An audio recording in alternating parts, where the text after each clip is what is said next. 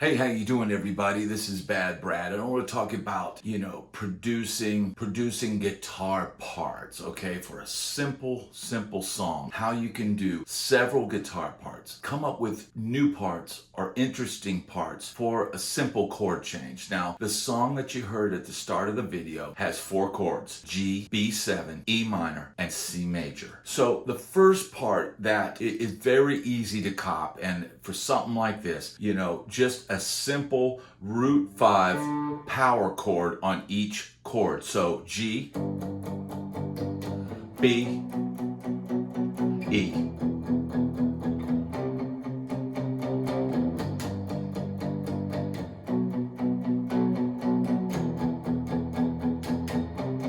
So I did one track with that, okay? And that's the simplest part. This is what you call a power chord on guitar. It's just root 5.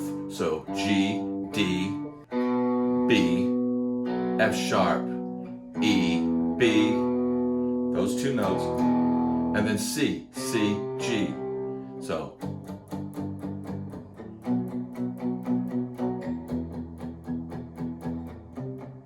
okay, so you want to make sure those are rock solid tight. And I tracked that all the way through the piece on one part. Now you could double that part if you want to put more emphasis on that part. And you could probably get away with just playing that on your track, and that would be a suitable, guitar part for the song. But I decided to show you my way of thinking of what can I do to fill out a part. Now, when you start to add too many guitar parts, your mix and your guitars, it just kind of becomes this mess of a soup. So you got to be careful not to overdo it. Yes, we've got our own studios. If you've got a laptop at home, you can do 100 guitar parts if you want. But it's more important to have 3 distinct parts that complement each other and work well together. So we had the power chord part. So the next part I played on the Gretsch. All right, now that is a spread voicing. What do I mean by that? For the G, I would play a G note, and then I would play D there on the B string, and then it's a bit of a stretch, but your pinky would play the 3rd of G, which is a B. So that's your chord. So G, and then I slide up the exact same chord up to B. All right, and then up to E minor, all I'm doing is lowering the position of the pinky, so it'd be E, B, G. There's a G triad, right? And then I go down to C with the same shape we did on the previous chords. So, right, and then E, and then C. Once again, G, B, E minor, C. All right, and then at some point I pick those.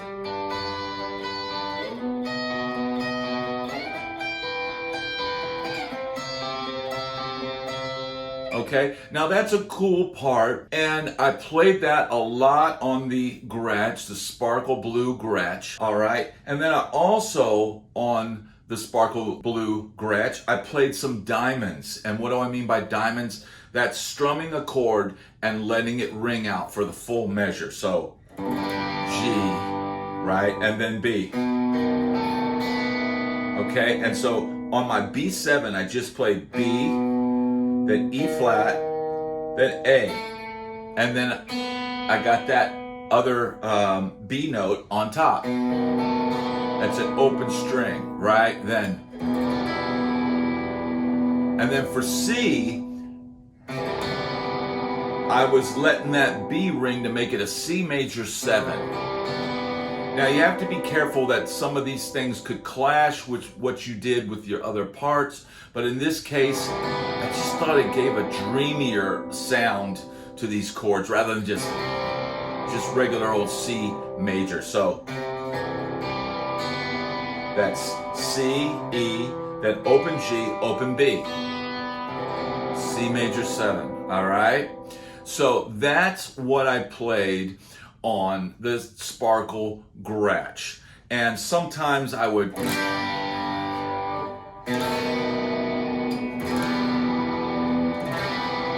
Okay, and you can also...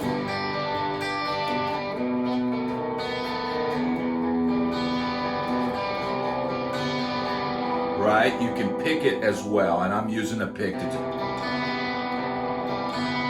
Right? So that's that part. Then later, I added another part on the SG, and I just grabbed these little shapes, just... Right? And then for E minor, and then C. So, and what I'm doing is I'm hitting these two strings, and I'm muting everything else. So,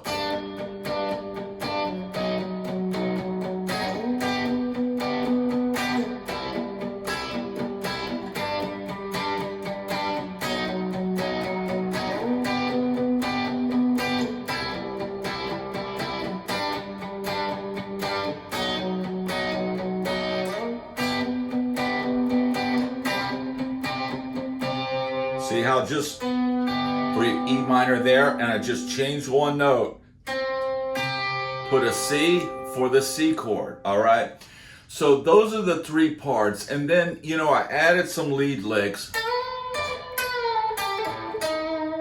Right, that's the third of the beat.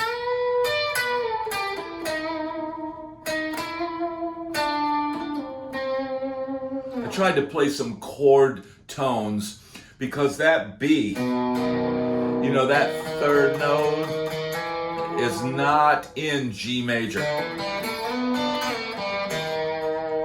But it's such a powerful note that it gives the part life and makes you sound like you know what you're doing, and that is always a good thing. All right, so that's just some ideas of how you can come up with some different parts, and it's going to be the different on every tune. And in fact, later on the SG, I did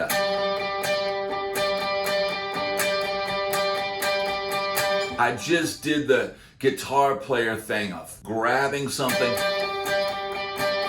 and writing it all through all the chords, okay? And that's so guitar player, like a The Edge or something like that. But that's how I came up with three separate parts. Now you could double any of those parts. You could double a couple of them and not do the third. But that just gives you some idea of how to create guitar parts so that you can record your own songs and make them sound good. All right. Thanks so much for watching this video today. I hope it's helped you. Please hit the like and subscribe button. Also, don't forget to check out my Amazon link for pedals, strings, guitars, amps. If you want to help this channel out, get you a little something on Amazon, and it will help us out immensely. Thanks so much for watching.